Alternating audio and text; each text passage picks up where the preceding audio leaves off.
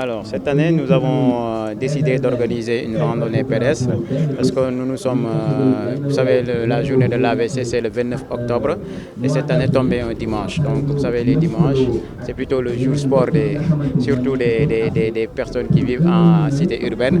Et donc, à la place, au lieu d'organiser des activités de conférences, nous avons plutôt pensé qu'il était plus opportun d'organiser une randonnée pédestre qui s'allie bien avec la lutte contre cette maladie, c'est-à-dire c'est une activité sportive. Et donc cette année, nous avons plutôt eu comme thème la place de la société dans la prise en charge des AVC, parce que c'est une maladie qui interpelle pas seulement la personne, mais également tout l'environnement, parce que c'est d'abord une maladie parfois quand ça vous attaque, ce sont l'entourage, pas la personne elle-même qui est au devant, c'est l'entourage qui remarque les signes, c'est l'entourage qui prend le malade, qui va à l'hôpital pour le prendre en charge, et après également, à la sortie de l'hôpital, parfois on a souvent, le malade malheureusement a des séquelles neurologiques, des séquelles motrices, des séquelles d'autonomie, donc ce qui fait que également il a besoin de l'entourage pendant un bon bout de temps pour pouvoir se réinsérer dans la société. Nous, c'est en hausse, et les prévisions aussi jusqu'en 2030-2050 parlent également de hausse dans le monde. C'est 15 millions de personnes qui sont victimes d'AVC par an, c'est énorme. C'est 1 sur 6. Au Sénégal, nous n'avons pas de chiffres exacts par rapport à la prévalence et l'incidence, mais ce qu'on sait, c'est que c'est la première activité neurologique au Sénégal. C'est quasiment 1/3 de notre activité. C'est également la maladie qui tue le plus dans le service de neurologie et de réanimation, donc dans les services de neurologie. Et également, c'est une primeur dans la clameur populaire. Tout le monde constate de manière claire, nette et précise que cette pathologie, quasiment, est la plus fréquente actuellement au Sénégal.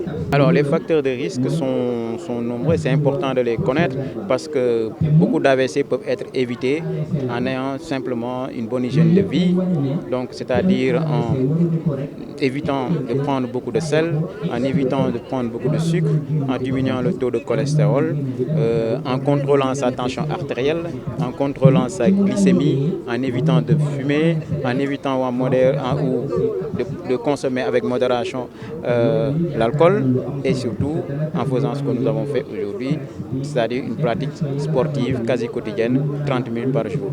Actuellement, nous tous, nous constatons que nous, les Sénégalais, on mange trop salé, on mange gras, le changement de comportement est devenu, je pense, très clair.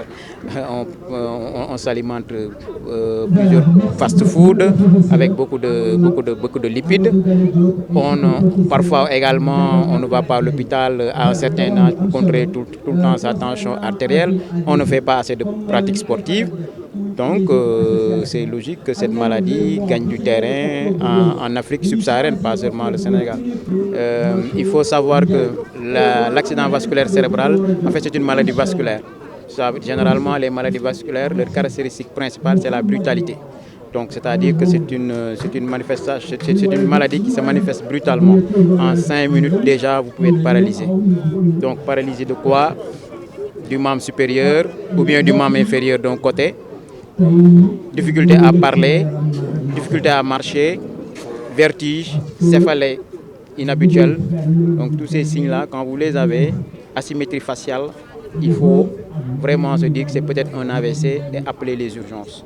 Et après, ce sera au médecin de déterminer le diagnostic et la nature et le type de l'accident vasculaire cérébral.